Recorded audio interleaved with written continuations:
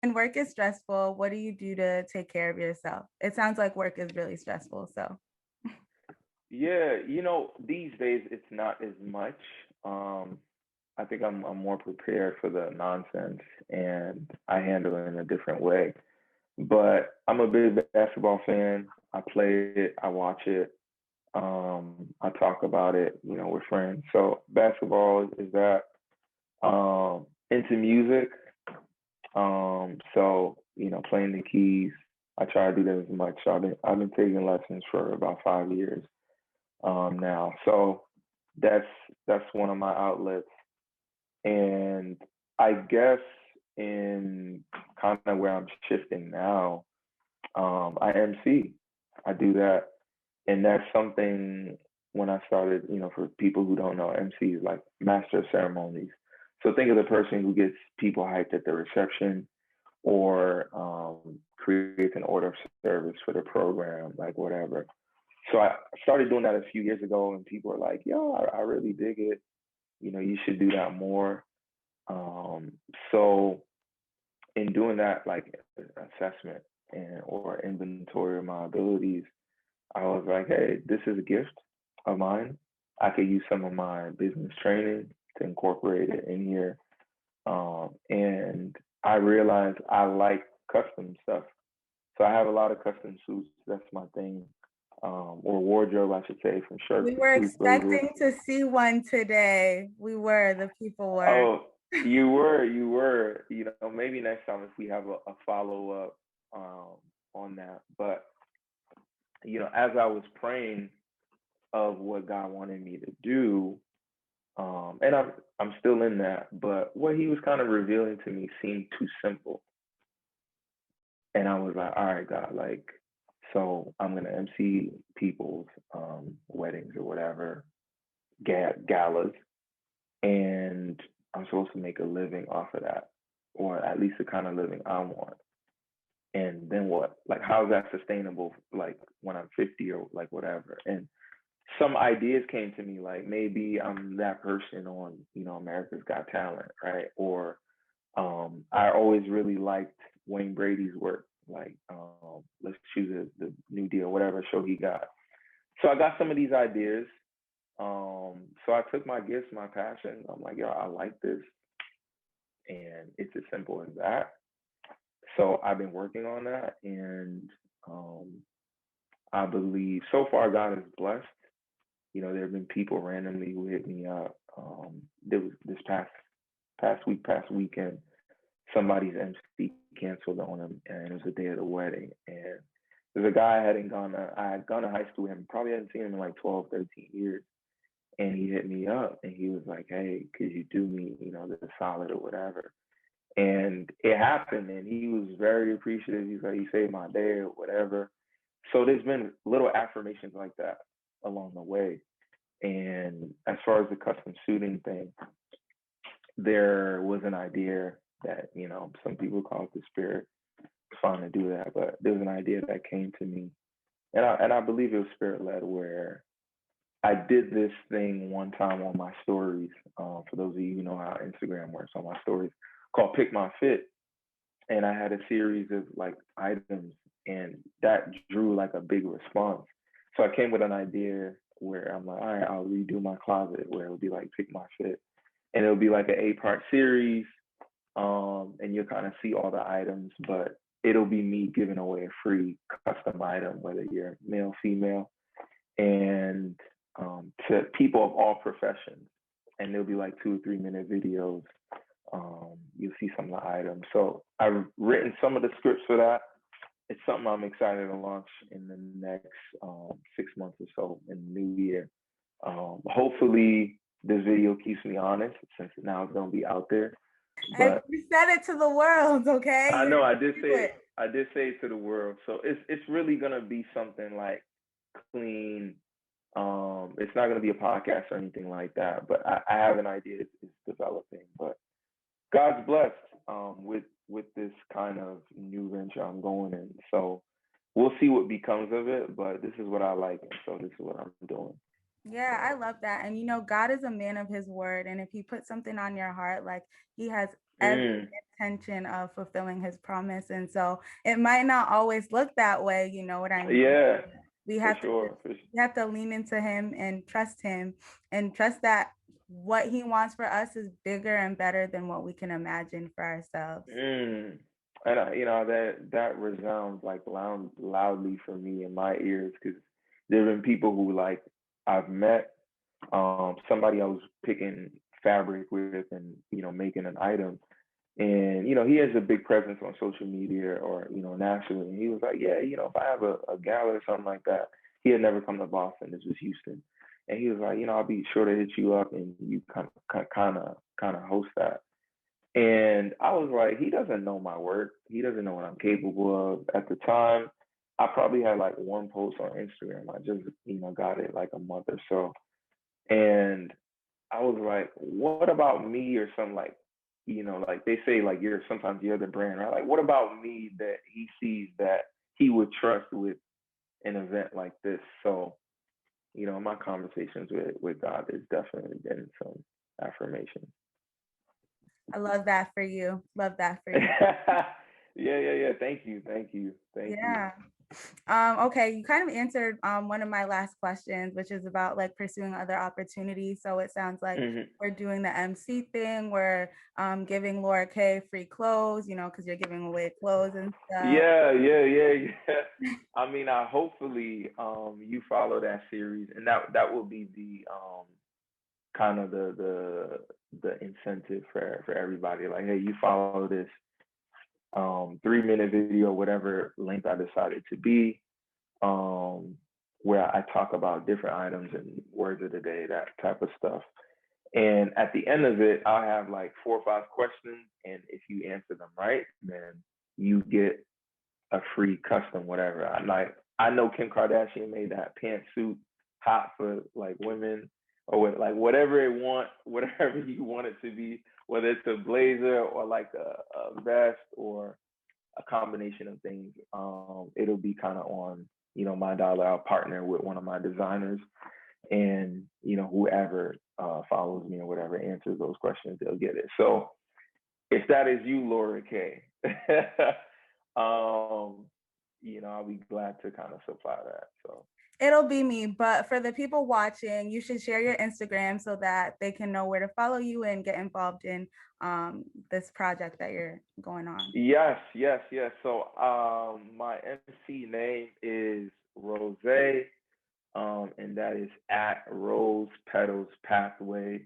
And I've had many nicknames throughout my life, but Rose is the one I like the most. And Rose Petals Pathway kind of came to me where it's based off my name, Roosevelt, which means I have a rose field. And, I kind of thought of like a pathway where whether it's an engagement or a wedding or, whatever event, you're looking forward to whatever's at the end of that Rose Petals Pathway. Like people get excited about that. And if you want to get spiritual, like Christ had a Rose Petals Pathway where at the end was a cross. So that kind of, I was deciding 5, 6 names that came to me, so I went with it. Um, I wish I kind of had my card on me. I could kind of show y'all the logo or whatever, but you'll be seeing it. But at Rose Petals Pathway. Awesome. Well, thank you for your time. I have one last question, and I feel like Sure. I want to change it because the question was like, any advice for people who want to go down this career path of like accounting and stuff I like could answer that. that. Okay. I could answer that in addition to your other Okay. question. Answer Yeah. that, and then the other question would be just like any advice about wanting to change your career path, because I think that's something that like a lot of people are struggling with, especially young adults, especially after this past year. I think it got a lot of people thinking, a lot of reflecting. So I guess both of those questions, advice for students or people who are interested in accounting, and then advice for people who are thinking about changing their careers. Yeah. As for accounting, I would just say make sure you love it. And that sounds crazy, right? How do you tell an 18 or 19-year-old like make sure you love this for the rest of your life or whatever? But you'll get some signs if you which I should have gotten in my coursework or in in the clubs I was at school. Where I was like, I ain't really feeling this, but I'm already halfway in, and whatever, I'll stick through it. So make sure you love it in whatever field you go into, whether it's it's accounting, business, nursing, or whatever. Make sure you really pray about it, because I've gotten certain satisfaction in like my hobbies and things I do that my career never gave me that fulfillment. So earnestly pray about it, where God wants you to be. And if that is accounting, just make sure that you're kind of getting ahead of the curve before, you're in it, whether that means studying more material.